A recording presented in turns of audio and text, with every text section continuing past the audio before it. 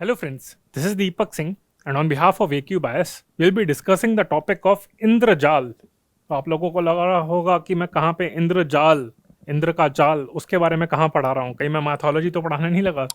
But no, actually ये मैं internal security और साइंस इंडेक के पॉइंट ऑफ व्यू से मैं डिस्कस कर रहा हूँ, मेनली इंटरनल सिक्योरिटी के कंटेक्स्ट में। तो it's a drone dome defence system. तो जो आपके ड्रोन अटैक्स होते हैं, अगर ड्रोन का कोई अटैक करता है, जो भी रिसेंटली हमने देखा था कि जम्मू एंड कश्मीर में अभी जो आपका एयरफोर्स था, इंडियन एयरफोर्स बेस था, तो वहां पे अटैक हुआ था वाया ड्रोन। तो ड्रोन से जो अटैक हुआ था, तो it is alleged that that was conducted by Lashkar e Taiba on the behalf of Pakistan. वो तो आपस में कोऑर्डिनेट करते ही हैं एलिजिडली। तो उसके कंटेक्स्ट में एक जो आपकी ऑर्गेनाइजेशन है, उन्होंने इंद्रजाल बनाया है। तो ये रक्षा मंत्री ने इसे लॉन्च करा था, उन्होंने कॉन्ग्रेचुलेट करा था। तो इस कंटेक्स्ट में इंद्रजाल के बारे में पढ़ लेते हैं और साथ में जो रिलेटेड एस्पेक्ट्स हैं internal security point of view से कि क्या क्या डेवलपमेंट्स चल रही हैं, वो भी डिस्कस कर लेंगे कि how other countries are dealing with it. तो इंद्रजाल के बारे में पढ़ते हैं। So what is it? As I mention that कि it is an autonomous drone defence dome system. So 3D system. और ये 3D सिस्टम आपका क्या है? Drone defence dome. This is a 3D and it is also autonomous. तो ये आपका हो गया autonomous 3D system, autonomous drone defence dome system, which is the technical name of Indrajaal. तो ये आपका इंद्रजाल है एंड इसके बारे में हम पढ़ते हैं। So what is the context? A Hyderabad based technology R&D firm bye the name of green, although इसके स्पेलिंग थोड़े अलग है, GRENE, ग्रेने रोबोटिक्स या फिर ग्रीन भी कह सकते हैं। तो ग्रेने robotics, I would say Grene robotics has designed and develop India's first, India का जो पहला है, India's first indigenous drone defence dome system by the name of Indrajaal. तो ये एक टेक्नोलॉजी फर्म है by the name of Grene robotic, उसने ये डेवलप करा है and it is India's first indigenous drone defence dome system. So it has the capability to autonomously protect an area of 1000 to 2000 square kilometer against the aerial threats by assessing and acting on aerial threats such as unmanned aerial vehicles, loitering munitions and low radar cross section targets. तो ये जो सारे threats है आपका drone से हो सकता है, लॉइटरिंग म्यूनिशंस हो गया, रेडार क्रॉस सेक्शन टारगेट्स जो हो गए, तो उनसे प्रोटेक्ट कर सकता है in the range of in the area of 1000 to 2000 square kilometre. तो इस एरिया में, यहाँ पे इस रेंज में ऑटोनोमसली मतलब अपने आप ही, कोई मैन्युअली ऑपरेट करने की जरूरत नहीं है। तो अगर वो थ्रेट डिटेक्ट करता है इन टारगेट से, आपका ड्रोन्स हो गया, इन सब से हो गया, लॉइटरिंग म्यूनिशंस हो गया, आपका low radar cross section targets अगर कुछ है, तो उससे प्रोटेक्ट करेगा in the area of 1000 to 2000 square kilometre अपने आप autonomously. So that's why it is autonomous 3D system. So this anti-drone attack system will not only provide protection to defense bases, but it will also be beneficial for linear infrastructure like international borders against advanced weaponry. तो ऐसा नहीं है कि सिर्फ drone से ही अपने defence basis पे बचाएगा, बाकी जो इंटरनेशनल बॉर्डर्स पे भी आपका जो इंफ्रास्ट्रक्चर है और जो वेपन्स है उनसे भी बचाएगा ये आपका. So these are the key points. See the salient features of Indrajaal. तो ये है कि रियल टाइम सिचुएशन अवेयरनेस, तो रियल टाइम बेसिस पे काम करता है. Integrated and intelligent meshed network, तो यानी कि मेश्ड ही आपका ये जाल हो गया. इंद्र मतलब आपके जो हवा में होते हैं, सॉरी इंद्र जो आपके हो गए आसमान में हो गए, जो आपके गॉड माने जाते हैं, तो वो, और जाल, तो इंद्र का जाल है ये. तो it is an integrated and intelligent meshed network. Integrated, it integrates all current weapons suite and infrastructure. It is honeycombed cell structure for seam and thus, एक हनीकॉम आपका सेल स्ट्रक्चर की फॉर्म में बिल्ड करा गया है ये. It is a synergic combination of 9 to 10 technologies and it is 24 hours persistent and autonomous monitoring, action and tracking. तो 24 घंटे सातों दिन ये रेगुलरली बेसिस पे आपका ट्रैक करता रहता है और ऑटोनोमस बेसिस पे करता है. और सेल स्ट्रक्चर एक हनीकॉम फॉर्म में है, ये आपका सेल स्ट्रक्चर है, तो मेश फॉर्म में है, इस वजह से इसको जाल कहा जाता है. एंड रियल टाइम बेसिस पे ऑटोनोमसली ये काम करता है. So these are the key features of Indrajaal. And इसमें बहुत सारी अराउंड 9 to 10 टेक्नोलॉजीज आपकी यूज करी गई हैं. So these are the salient features of Indrajaal. And किस बैकग्राउंड में ये डेवलप तो मतलब काफी टाइम से चल ही रहा था, बट इसे इनॉग्रेट करा गया है या फिर इसके बारे में इसको नोटिस लाया गया है। गवर्नमेंट को ये भी दिखाना था कि देखो हम काम भी कर रहे हैं और कुछ ऑर्गेनाइजेशंस के साथ हम लगे हुए हैं, so as to prevent future attacks like the recent attack. तो यही है कि एक्चुअली इस टाइम पे जो आपके डिफेंस अटैक्स हो रहे हैं वो ट्रेडिशनल वॉरफेयर तो रहा नहीं कि घोड़े पे आके आ रहे हैं तो चाकू तलवार से हो रहा है। अब तो साइंस एंड टेक्नोलॉजी बेस आपके काफी एडवांस हो चुकी है, तो आर्टिफिशियल इंटेलिजेंस और रोबोटिक्स बेस आपके जो वेपन्स हैं, तो ये मॉडर्न वॉरफेयर के ये की फीचर्स है, आर्टिफिशियल इंटेलिजेंस बेस और रोबोटिक्स बेस पे।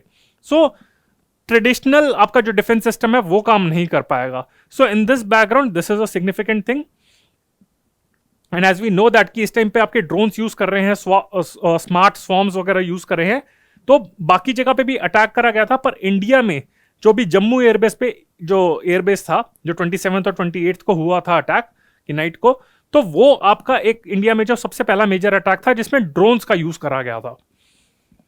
तो इसके चक्कर में अब पता चल गया कि अब new mode of terrorism develop हो रही है। तो ट्रेडिशनल फॉर्म ऑफ टेररिज्म नहीं रहा, पहले भी वैसे ट्रेडिशनल फॉर्म ऑफ टेररिज्म था कि भाई चलो लड़ाई कर रहे हैं, मिसाइल्स कर रहे हैं, थोड़ा फिर उसको और डेवलप करा गया। तो वो किस फॉर्म में रहा कि एयरप्लेन को ही मिसाइल बना के 9/11 कर दिया गया था, पर अब वो भी ड्रोन्स भी सोफिस्टिकेटेड अब टेररिज्म फॉर्म्स हो रही हैं, तो अब ड्रोन्स को भी यूज करा जा रहा है। तो ऐसा नहीं है कि अगर गवर्नमेंट ऑफ इंडिया या फिर कोई भी गवर्नमेंट आपकी जो बॉडी है अगर वो ड्रोन्स यूज करे, सो टेररिस्ट आर ऑल्सो लाइक कि हम कैसे पीछे रहे। तो वो बायो टेररिज्म एक वो अलग फॉर्म हो गया आपका, तो वो भी फॉर्म है आपका टेररिज्म है, तो ड्रोन्स का यूज करना। So these are the new modes of terrorism. इसके बेसिस पे हिंदू में एडिटोरियल भी आया था। So according to government of India this attack was carried by Lashkar-e-Taiba, which was also behind the 2008 Mumbai terror attack 26/11। सो इस background में अगर हम देखें तो इंडिया में तो अटैक हुआ है, पर पास्ट में भी बाकी सारी कंट्रीज में भी अटैक हुए हैं, और कुछ नोटेबल इंसिडेंट्स रहे थे। 2018 में सीरियन के जो रेबल्स है, जो सीरियन सिविल वॉर अभी भी काफी हद तक चली रही है, थोड़ी बहुत कंट्रोल में आ चुकी है, बट जो सिविल वॉर इतने टाइम से चल रही है, तो उसमें जो रेबल्स थे उसके जो वहां के जो उनका जो रूलर है उसके अगेंस्ट थे, तो उन्होंने रशियन मिलिट्री बेसिस को अटैक करा था। एंड उसी साल 2018 में जो वेनेजुएला का प्रेसिडेंट था उसको भी एक ड्रोन से अटैक करा गया था, बट बच गए थे। और 2019 में जो हाउथी रेबल्स हैं इन यमन, अब वहां पे भी यमन में भी सिविल वॉर चल रही है एंड वहां पे हाउथीज हैं, so they claim responsibility for bombing Saudi oil installations using drones. तो ये नोटेबल इंसिडेंट्स है कि आपके 2018 में सीरिया सिविल वॉर में हुआ था, 2019 में आपके यमन सिविल वॉर में हाउथी रेबल्स जो है, हाउथीज हैं जो आपके, उन्होंने अटैक करा था, एंड अभी इंडिया में अटैक करा गया है। Now if we talk about the from the point of view of terrorist कि वो उनके लिए क्या कितना बेनिफिशियल है ये, तो ये भी पढ़ लेते हैं। एक तो ये हो गया कि इसमें रिस्पॉन्सिबिलिटी क्लेम नहीं करनी पड़ेगी, यानी कि मतलब वो ड्रोन ऑपरेट करेंगे तो ऐसा नहीं है कि कोई टेररिस्ट आएगा, जैसे आपका कसाब आया था तो कसाब से इंटरोगेट करा लिया था कि भाई लश्कर-ए-तैयबा ने करा है, और अगर कोई भी इंसान आएगा तो उससे फिर उगलवा लिया जाएगा। But in the case of drones, कोई ड्रोन कोई बहुत दूर से ऑपरेट कर रहा है, so it is very difficult to see कि who is actually behind it. Government of India कह रही है कि लश्कर-ए-तैयबा है, but we don't have actual proof as of now, and prove करना भी थोड़ा डिफिकल्ट हो जाएगा, तो ये आपका रहेगा।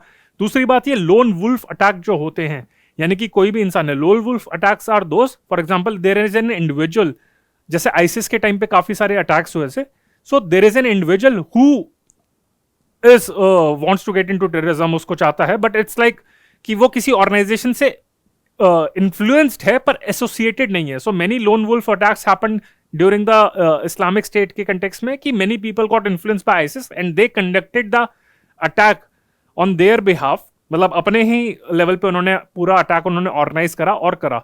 सो ये लोन वुल्फ अटैक्स भी काफी ड्रोन्स को यूज करके कर सकते हैं, if any person is there who is like very much good with the technology. तो इस तरीके से है। कॉस्ट काफी, it's a cost effective thing. Risk of identification of terrorist का वो भी काफी कम हो जाएगा, and it was very difficult for the security agencies, जैसे इंडिया के कंटेक्स्ट में दे वर नॉट प्रिपेयर्ड कि ऐसा अटैक होगा, तो उसको इंटरसेप्ट करना, उसको टारगेट करना, ये बहुत मुश्किल हो जाता है। एंड मैंने बताया था कि लोन वुल्फ अटैक हो जाएगा, तो इसके लिए कोई बहुत ऑर्गेनाइजेशनल स्किल्स ये सब की जरूरत नहीं पड़ेगी। And the existing international framework for controlling this kind of attacks is also not there.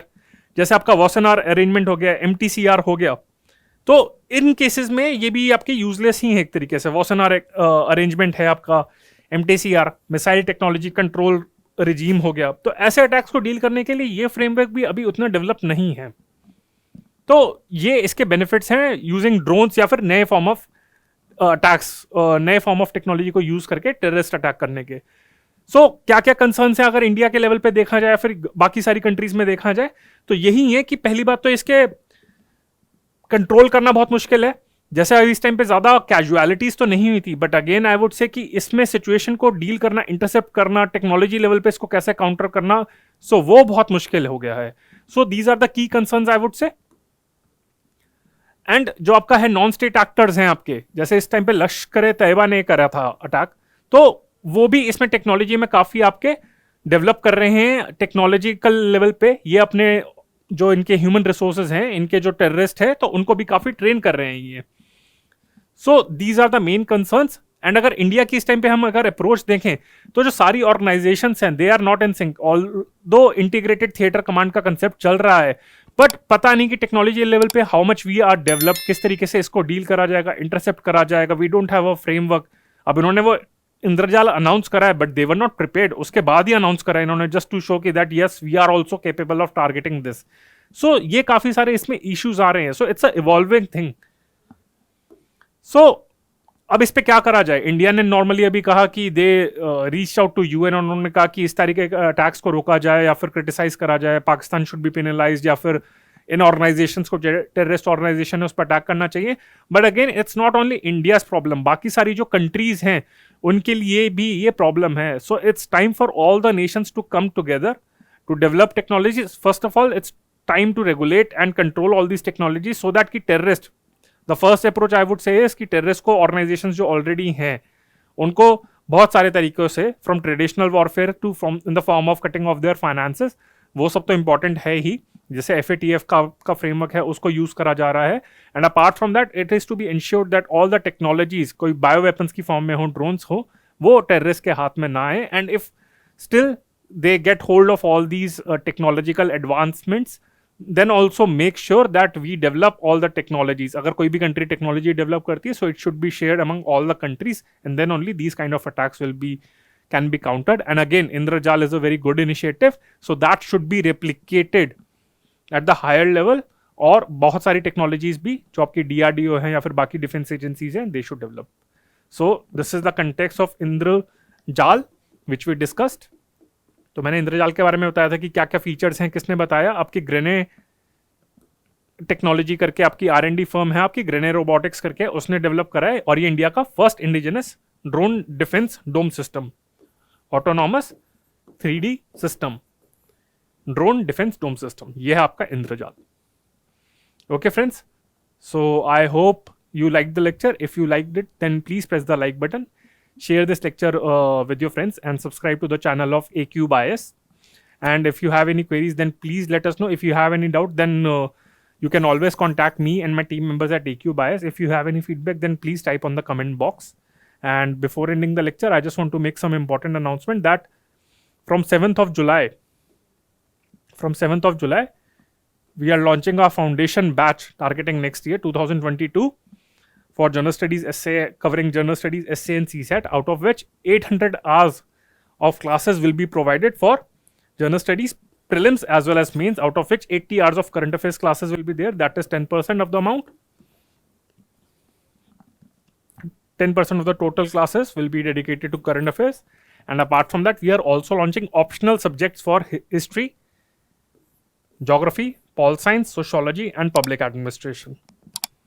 And again, as I said that if you have any query, then you can always reach out to us at these are contact numbers, and this is our address. So you can always reach out to us and we'll be there to assist you. Okay friends, so this is Deepak Singh on behalf of AQ Bias. Bye.